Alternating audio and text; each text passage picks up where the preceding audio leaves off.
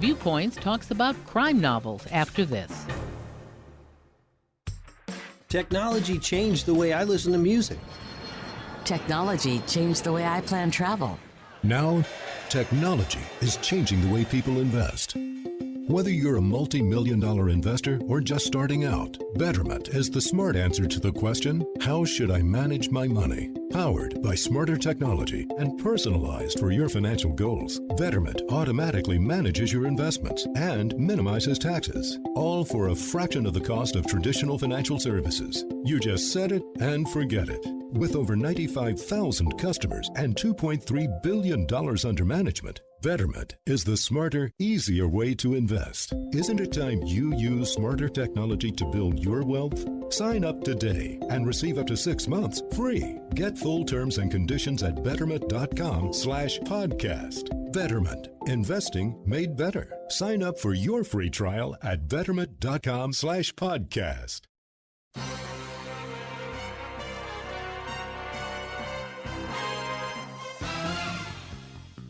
Crime and mystery novels are some of the most popular books on library and bookstore shelves. We love to read about a murder or a heist being pulled off by the villain and watch as the detectives piece together the evidence and finally catch the perpetrator, or sometimes not. Some of the best novels contain detailed accounts of how the evidence is collected and tested, and how the autopsy of the victim in a murder can sometimes reveal clues as to how the killing was pulled off, and by whom. Award-winning and best-selling writer Patricia Cornwell is one of the masters of the genre, and her stories of forensic pathologist Kay Scarpetta are always popular among mystery fans. Her latest addition to the series is titled Flesh and Blood. We talked to Cornwell to find out how she writes her books, where her ideas come from, and what kinds of research she does to make the mystery come alive. She says that it's that research into the tiniest details of forensics that gives her the ideas she uses to plot her novels. I'm a little bit like a method actor. I throw myself into the next project as if I'm the character herself, and I go off and do all kinds of research. So, for example, in Flesh and Blood, I went out to Texas on 3 different occasions, out to these very big firing ranges where they have snipers and SWAT people training and all this. And I went out with experts and some police friends of mine to experiment with very high-tech weapons and ammunition and all sorts of things to do the research to come up with really unusual shooting cases that implement the newest things that are being done out there, for better or for worse.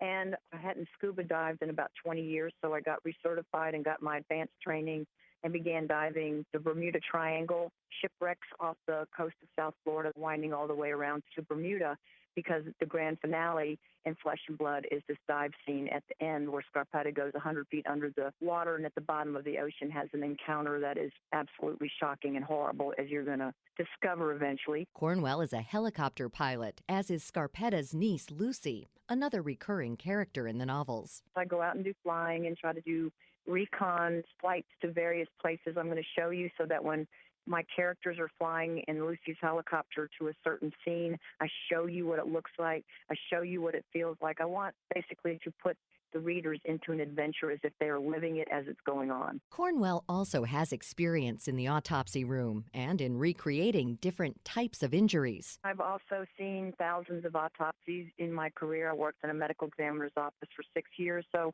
I know how to answer questions. I have a great network of amazing consultants, the real people who do the real work. So if I want to ask a question, to make sure I have the forensic details exactly right of what a particular injury would look like.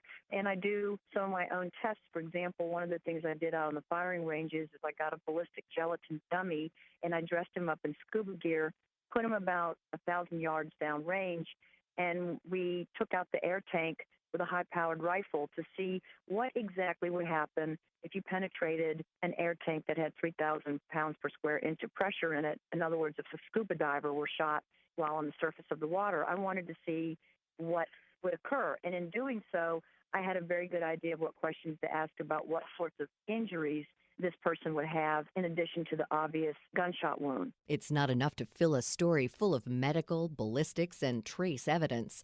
Cornwell says that the cat and mouse game, the real detective work, has to be front and center to make the story come alive and make the reader care about the characters, their successes and failures, and their relationships with each other. The forensics are great, but it's the human factor of how do these people go about trying to find somebody like this, and how do they protect themselves? How do they feel? What is this doing to them? That's the other layers to the story. There are a lot of shows on television like Forensic Files, CSI, and Criminal Minds that show us how evidence is collected, tested, and used by police and prosecutors to catch and convict criminals.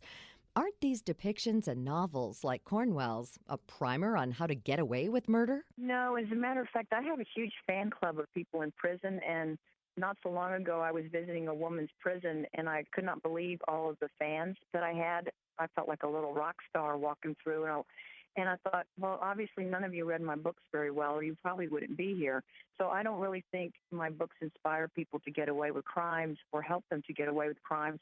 I think actually the best thing that can happen from people reading my books is that they're better informed as jurors, because I tell you the truth. I show you the real tests that would actually be used, as opposed to a lot of television shows that can get away with creative license in a way that I can't. And I don't criticize them for that, but it does misinform people if they're making decisions about real criminal cases, if they think some of the things they see on TV are the way it really works out there, because for the most part it doesn't. Cornwell admits, though, that helping jurors understand the science behind criminal detection is a double-edged sword. Not only does it make them more knowledgeable about forensics, it also leads them to expect DNA, fingerprint, or ballistics evidence to solve every crime. That's an excellent point and a really big problem, because really great cases are also work with circumstantial evidence. And there's an old saying in the labs, don't put your whole case in a lab coat pocket. In other words, don't 100% depend just on the DNA results. There are so many other factors that go into showing what somebody did and why they did it. There's other types of evidence that you can test. There's also the circumstantial evidence of what witnesses say and someone's lifestyle and where they were at the time the crime occurred. All that should be factored into it. It's what I call introducing the human element, where we have to go out and do some work. And it gets really easy to not investigate a case very thoroughly, thinking DNA is going to win it for you. And then if that doesn't work so well, you're left with nothing. Even when forensics are used in a real-life case, Cornwell says it's not always the magic bullet to solving the crime. She says that autopsy findings, ballistics, and fingerprints at the scene can often be interpreted in several ways. Well, in many cases, forensic science cannot tell you the manner of death. In other words, was it an accident, suicide, or a homicide? So you could take a shooting that is not a homicide, but the forensic evidence is not going to tell you anything different than a shooting that was a homicide, depending on what type of case it is. And so you need the investigation of looking for motive, looking for a lot of different things that might give you a different answer to the question. So without proper investigation and what I call the human element, sometimes the interpretation of the scientific evidence is not correct. While the evidence may tell you there's gunshot residue, the explanation for why it may not be the one that you're thinking of. Because of the authenticity and the you are there feelings that Cornwell wants her readers to experience from her books, the writer has her finger on the pulse of forensics and crime solving. So we asked her how the science of detection is progressing and what might be in store for crime fighters and crime novelists in the future. I think that there's a lot of interesting things going on, not the least of which is what's being done with computer technology, with imaging technology. For example, the advent of the CT scanner that can produce three-dimensional images in an autopsy before a blade is ever taken to the body, that once you cut open the body, if you cut into the wrong place, you may mess up a wound track or cause some sort of problem that wasn't there before. And with this new technology, you can envision what's there, and then almost with GPS precision, you can go to the areas that you need to actually dissect. And so I think we're going to see a lot more done with imaging, with forensic light sources. DNA continues to improve. The problem you run into that is the more sensitive it gets, the more it's also vulnerable to contamination. Because again, it may be scientifically accurate that someone's DNA is on a coffee cup, but is there some other reason it's there? Maybe they washed that coffee cup the day before and touched it, and it's not because they were the person who committed the crime. So with all these advents of new technology, there's also a lot of responsibility and training that needs to go along with it. but I don't think we're going to see some magic box down the road that can solve cases in a way that we haven't seen before. It still takes human beings using these disciplines as tools. You can find out how cutting-edge forensic science and old-fashioned detective work solve a baffling crime in Patricia Cornwell's new Kay Scarpetta novel, Flesh and Blood, available at bookstores and online. You can also visit the author's website at patriciacornwell.com.